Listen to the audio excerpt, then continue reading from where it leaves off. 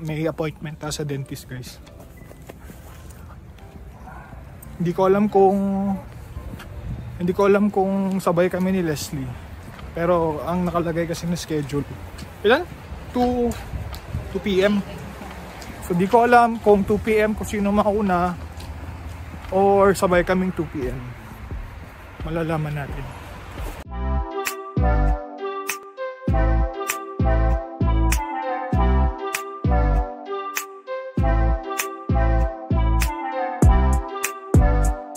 Sundin lang natin si Leslie. Ba actually malapit lang to, mga 1.5 kilometers. Ito na yun. Ito yung clinic namin. So pasok muna tayo guys. So sabay pala kami. Si Leslie yung hygienist muna. Tapos ako yung doktor na. Tapos sabay magsiswitch daw. Tama? Switch. So ganun mangyayari. Tag for 40 minutes. For 40 minutes. Hintay lang natin kasi 2 o'clock yung appointment natin na paaga ang dating natin. Check na tayo guys. Ito yung may TV oh. May TV sa taas, tapos may TV dito. So pipili ka kung anong saan ka manonood. So ano yung naka-mirror yan. Kung ano nakita mo dito, hindi yung nakikita mo sa taas. Diba? Hihintay lang ako ng doktor pero nandito na ako. Tignan nyo nito. May TV oh. Diba? Ang tagal nila guys, kaya na pa tayo naghihintay. Hindi ko alam kung anong nangyayari. Pero okay lang, hindi man tayo nagmamadali. Baka busy din so busy na natin yung buhok na. Amazing.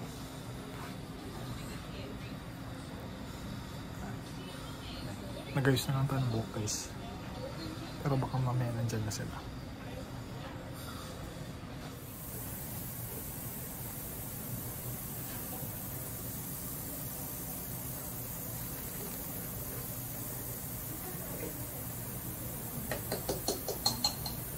Kakatapos natin mag-dentist guys.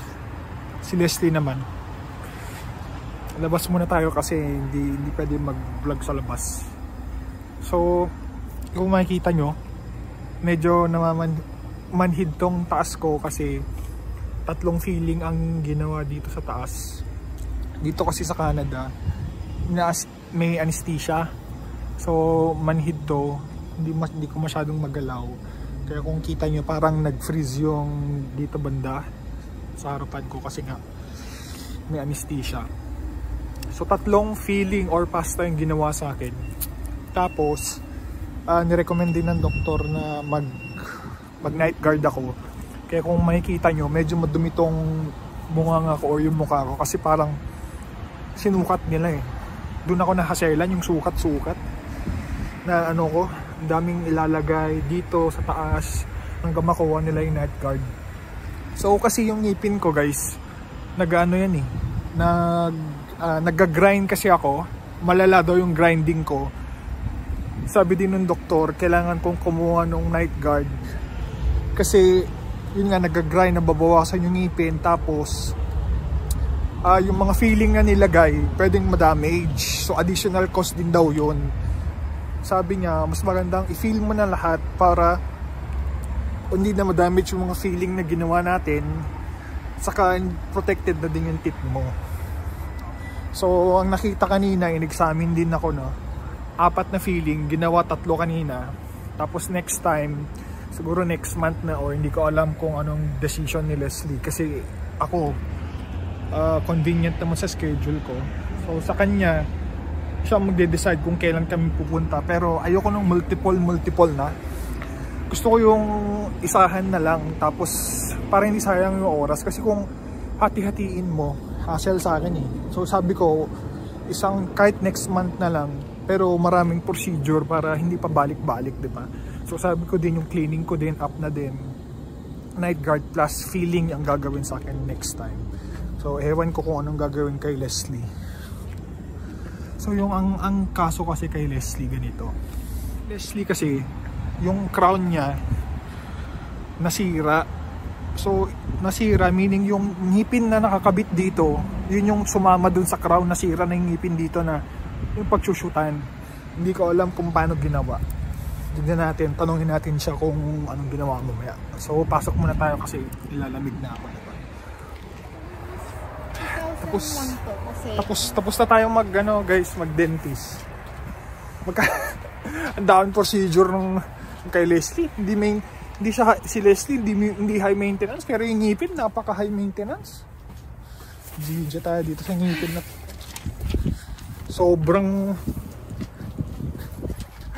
sobrang babayaran dito sa ngipin na to. Parang mas mura na lang patanggal mo ng buo eh.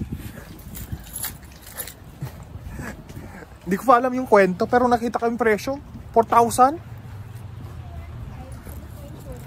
1,500 sagot na insurance, pero yung kahit na patanggal na lang ngipin na yan, mahal eh. Teka lang, pasok tayo. Ating kukwento ni Leslie lahat. Papaayos yung ngipin ni Leslie, ang babayaran 4,000. 1,500. 4,000 yung buong bill. 4,000. Yung 1,500 sasagutin ng insurance. Tapos yung another 500 sasagutin ng insurance ulit. So mayroon ka ng 2,000. Yun Pero ang total bill yung 2,000. Babayaran na lang ni Leslie yung 2,000. Parang patanggal mo na lang ngipin yun. Nangihiya siya kasi gagastos ng 2,000. Nangihinayang ako. Nangihinayang siya kasi gagastos siya ng 2,000 para mapaayos yung high maintenance ng ngipin niya. Para sa isang buwisit na... Ilang ngipin ba yan? Isa kasi siya. Isang ngipin lang? Isang ngipin na may crown. Kaso kung yung tooth, kung saan nakakabit yung crown, nasira, nawala na. Kasi nasa gums paano gagawin? Ngayon, ang option mo is fixed bridge. So, 3 unit yon, yung 2 katabi. So, shoot, parang ma-shoot doon. Tapos, yung gitna.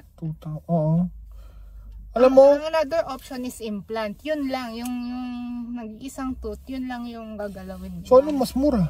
Same lang. Ano mas maganda? Kasi, ang disadvantage ng crown, kung saan yung 2 katabi, i-shave nila yun. So parang madidisturb. Normal na sila, na-disturb pa.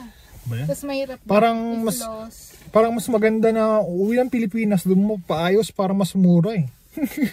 Hindi yun option eh. Mahal yun dahil yung ticket sa... 1,000 yung ticket? Oh. Hindi 1,000 ang ticket. Magkano ba ang ticket sa Pilipinas? 1,000? 2,000 ba? Magkano ang patanggal ng ngipin? Covered yun yung patanggal. Hindi, yung tatanggalin na lang para hindi nagagastos eh. Tatanggalin nga, kaso may space. Nagalaw, kaya kailangan mo talaga lagyan ng fixed bridge. Ginayang na naman si Leslie, 2,500 babayaran. Hindi, sakto lang yan. Nakauwi na pala tayo guys. Kakapark lang natin. Bukas, babalik ulit kami ni Leslie. Kasi kailangan ng consultation dun sa ngipin niyang high maintenance. Hindi siya high maintenance yung ngipin. So, ano yung consult? Ba't kailangan pang consult? Iba kasi yung dentist na gumagawa ng implant. Siya lang daw nakakaalam. May ganun pala. So, dito pala. So, may parang ano pala yung specialty ng doktor, no? Specialista ng implant. So magko-consult kami bukas para dun sa implant niya kung anong gagawin. 3 o'clock isunod siya kasi parang major procedure yun. Kailangan i-consult ko anong gagawin. Tsaka kung magkano. Sa akong, di ba nagbigay na ng quote? It's a fixed bridge to. Ito yung 2 mong option, implant or fixed bridge. Implant saka fixed bridge. Titignan niya kung ano mas okay. Lang ng cost. Basta doon tayo sa Best option. So the best option, kahit gastusan mo na, di ba? Hindi tipid-tipid pa, ngipin naman yun. Hindi ako natitipid. Hinihinayang kasi laki ng gastos niya. Tingnan natin bukas balitaan kung ano. Ayan. O, ayan. Breakdown nung fixed bridge ni Leslie. So, ang total bill yung sinasabi ko kanina, 4,000. Eh, sagot nung insurance, 1,500. Tapos may 500 pa. Ulas mo pa, 2,000 ang gagastusin ni Leslie dyan. O, diba? Mahal dito no, sa Canada. Sobrang mahal.